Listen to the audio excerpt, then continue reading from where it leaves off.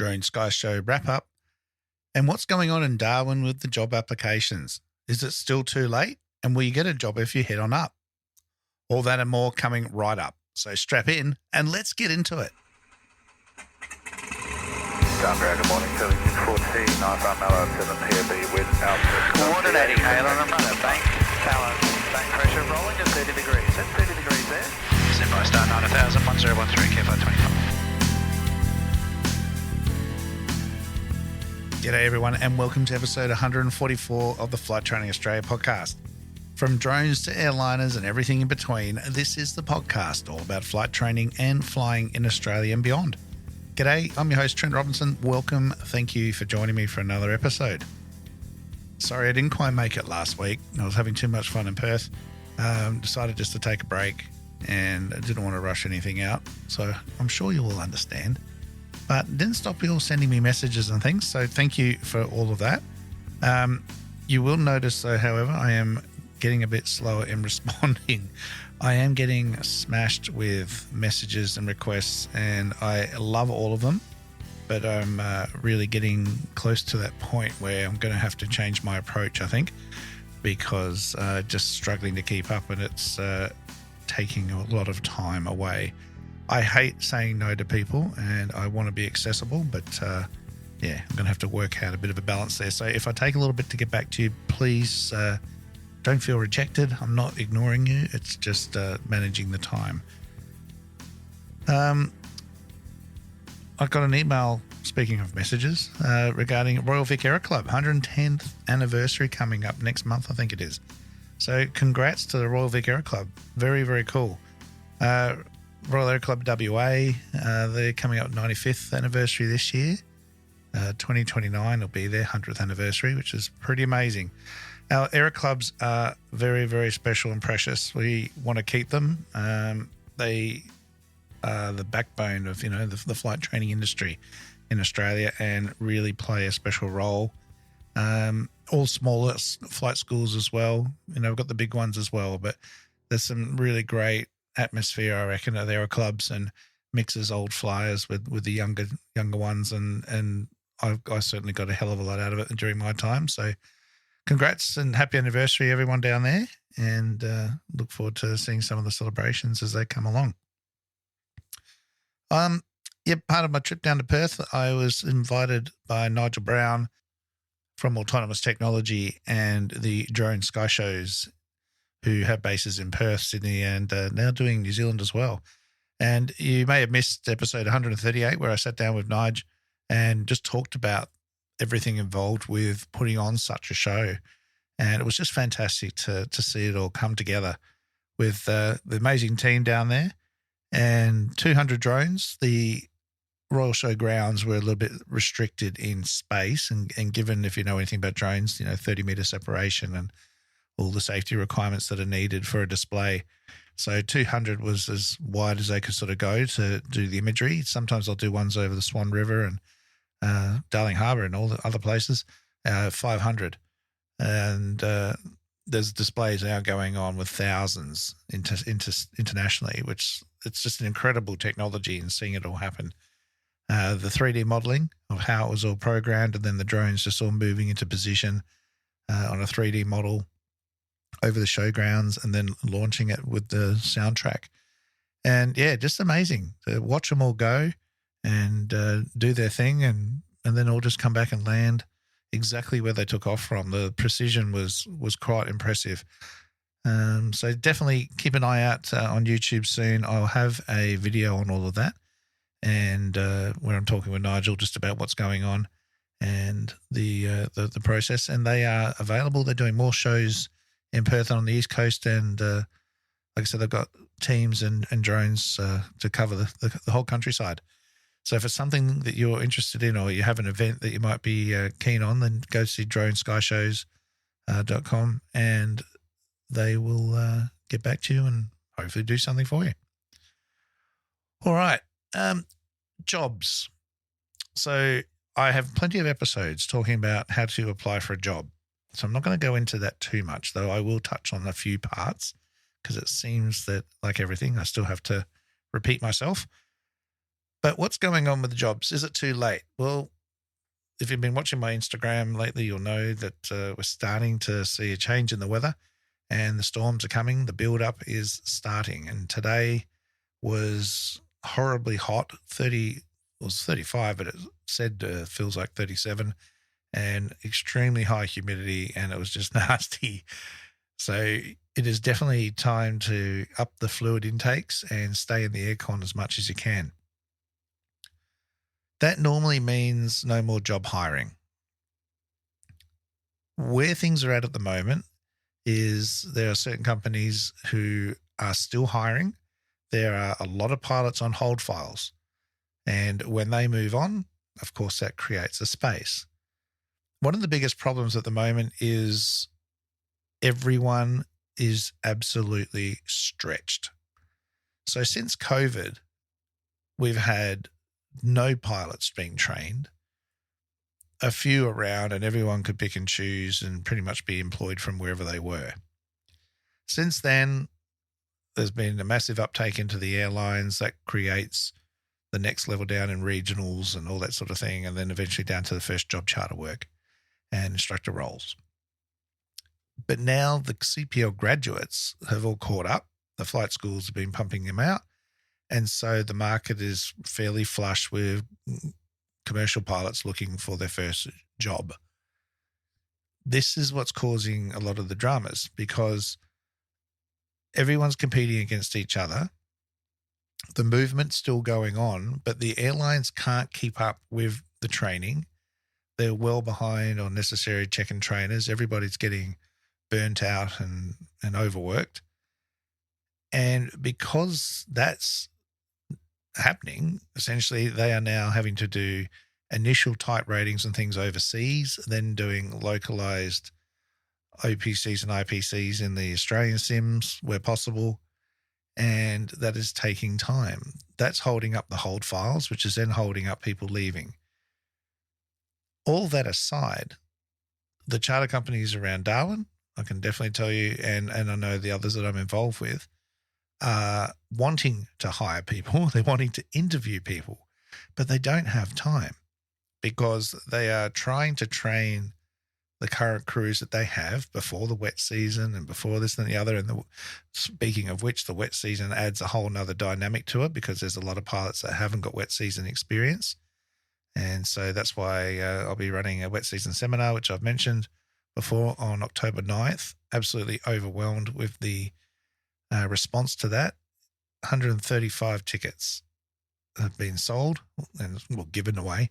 It's a free event, which is just massive. So we're going to have a room absolutely chock-a-block full, and I'm working to make sure that we do a really good job on that one. But there's no one to train these new pilots, let alone re-employ new ones or interview them and do the check flights and everything else. So this is what's taking all the time. All right. So I get messages constantly going, I spoke to somebody and they said they were going to, and I haven't heard anything back. What should I do? I know it's a bit frustrating. It's frustrating for you because you're trying to plan your life and decide, do you hang around? Do you go somewhere else? Do you keep applying at other places or whatever? But it's just as frustrating for them too. Trust me. I'm hearing it from both sides, and I'm getting drawn into it a little bit as well to help out with some things. So just be patient. Everybody needs pilots. The companies can't fly without them, but they are struggling to find the time, which sounds crazy, but it's just where it's at. The check-in training of new pilots, no matter whether it's first job providers or airlines, is just massive at the moment. And it's like something we've never seen before. Plus dealing with the poor standards or the lower standards that we've been receiving, it's taking more time, more investments needed to go into it all. And that's just why everyone is so busy at the moment and things have slowed down a little bit. So just be patient. Having said that, as I said earlier, you are competing against a great number of other applicants. If you think that because you are ready now and you're ready to go and get a job, don't expect one to just show up. I can tell you that some people have turned up in Darwin and they have walked in at the exact right time where someone was looking for somebody and they got a job. Now, is that a bit unfair to those that have been around longer? Maybe. But if you look at it from the company point of view, if it saves having to interview and process and they like what they see when you walk in, it saves a whole lot of time and energy and effort. So that's just life. Okay. That is not happening all the time. It can happen, but this really leads on to the question I'm getting to as well is, is there a job if I come to Darwin? I go, well, the answer is yes, but it will honestly just depend on when. And I know that's a sit on the fence answer, but there are just so many variables in it at the moment that the very best thing you can do is make yourself as appealing and competitive as possible. Now, I've gone to great lengths to talk all about that in previous episodes, but if I'm going to summarize for you, then when you get the nod, you need to interview well. So you need to be ready. If you get a check flight, you need to be ready. You need to fly well. All right. There's just too much going on now that you cannot rely on employers to get you current and to get you up to speed. And the episode I did a few weeks ago about attitudes of younger pilots, I got a huge amount of feedback and companies agreeing with everything I said. They are seeing the same things. So if you can just get your head in the right space, that is going to be a massive advantage for you, because others are doing themselves a disservice and doing themselves out of a job, and they're making the selection process a lot easier. So good luck, everybody. Look, as far as, should you come up to Darwin now, I'd probably say wait till later in the year. I'd be looking at after Christmas, around January or so, or be in a position ready for January to be employable. There will be some hiring going on over the wet season, but you have to be in it to win it. If you think you're going to be recruited from interstate, it's not going to happen. You're going to have to be here. And that pretty much goes with most locations. All right. But you need to be in a position that your theory is good, your flying standard is good. So if you can get some 172 Warrior, whatever, just cheap flying, but nothing too light. You don't want to go back to RA flying because it's just too different. If you can get to a 206 or a 210, great. But then remember, it's not just about hours and logbooks. It's about proficiency. It's about being able to fly that airplane properly and fly it like a charter pilot. All right. So you need to be doing the checks, the processes, the professionalism. That's what employers are looking for. Is this someone that I can teach them how we want to do things at this company and then send you off with minimal time and let you go at it? All right. So everything that you can be doing to help you stay current and proficient. I know that this costs money. I am sorry, but there is no real other way around it. All right. But I just did a check flight with someone the other day, hadn't flown for 6 months, and they flew like I saw them 6 months ago. And that's what you need to be aiming for.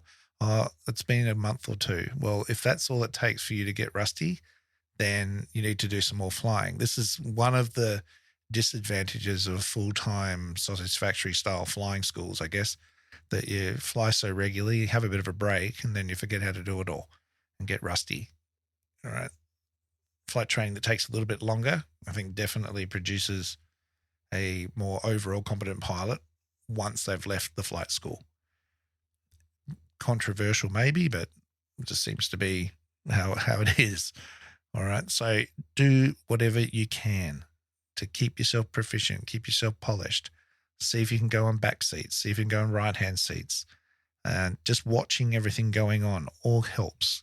Talking the lingo, listening to radio calls, etc., etc. All right. And just keep popping in and saying hi. And remember, it's not about you. It's how you can help or be a contributor to the company that you're applying for. All right, guys. I hope that gives you some tips and some helpful info. It is all still happening. The wet season is definitely kicking off, so keep an eye on that. If you're not following me on Instagram and Facebook, there is lots of content there. If you want to know what I get up to every day, that's where to be, between the Instagram stories and photos, videos, reels for a bit of a laugh. Get on there. If there's any content that you would like me to cover, any questions you have, any debates, arguments, etc., then hit me up. info@trentrobinsonaviation.com.au. Of course, all the links to all social media and emails are in the episode description of the podcast player you are currently listening to. And that's about it for this week. All right. Next week, I'm going to be talking to Angela Garvey for Navigating Aviation. She was the winner from the Australian Aviation Awards. She beat me, but that's okay. She's thoroughly deserving of it. And we're going to talk about an exciting new survey that she's got coming out. So get ready for that. I'm going to be launching our new Create Better Pilots Instructor Professional Development Program in conjunction with Paul Strike from Strike Aviation. So I'm going to be talking with him as well. Very much looking forward to telling you guys all about that. And that will be the first online course that will be done from a webinar point of view. And you'll be able to pay to come on and join us on that. And there's going to be some really fantastic training. But I will wait till next week to discuss all that. Okay, until then, blue skies, have a fantastic, safe week. And remember the golden rule: aviate, navigate, communicate. Cheers, everyone.